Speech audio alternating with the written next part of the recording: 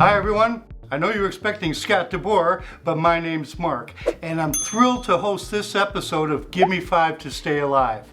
Today's topic, probably your best friend if we have to administer medications during a neonatal resuscitation, and that is a three-way stopcock. Your best tool for administering epinephrine is a three-way stopcock. So let's talk about that for a moment. First, the stopcock itself. I like stopcocks that only have one lever on them.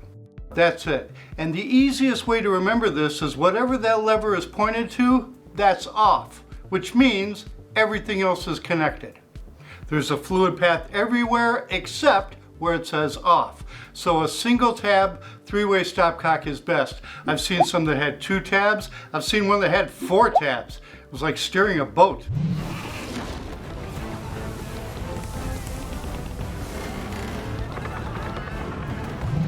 It's insane. So 1 tab. The stopcock itself, when you remove the cap to go ahead and connect the stopcock, that's an open pathway. So a better idea may be to put a lure lock on there first. This way, should you remove the syringe and forget to turn that off, a fluid won't come flowing out of there. It's an extra layer of safety so that we don't let fluid out or air back into that stopcock. So unless it's going on the tubing, which is going to the patient, put a lure lock adapter on there so we have an extra layer of protection on that three-way stopcock.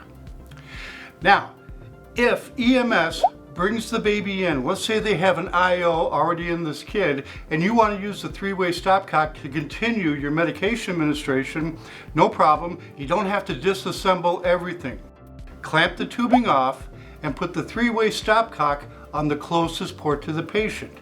You're done. Now you have a stopcock, can administer medications and that flush. You're just doing it through the closest IV port. Now in just about every picture, you've seen the use of a three-way stopcock and epinephrine administration in a neonate. There was always a 1 cc syringe. Why is that?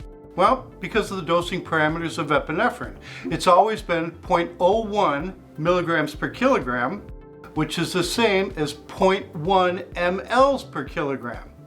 However, in the revised 2021 literature, they changed the dosing parameter to 0.01 to 0.03 milligrams per kilogram. And right in the middle is 0.02 milligrams per kilogram, which in epinephrine would be the same as 0.2 mLs per kilogram. So, is a 1 cc syringe going to be big enough if we use the 0.2 mLs per kilogram dosing parameter?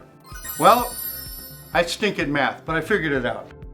Unless your child weighs more than 10 pounds, you can still get away with using a 1 cc syringe. At 10 pounds, that takes us to 4.5 kilograms. Times 2, that's going to put us at 9.09 or 0.9 mLs of epinephrine to administer to that child. So as long as this newborn weighs under 10 pounds, you can still use a 1 cc syringe.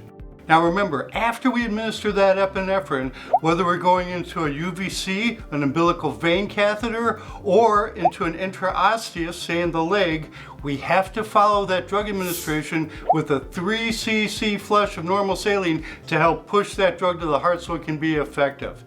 Generally, you have a 10 cc flush, so you can get 3 bumps out of that one 10 cc syringe.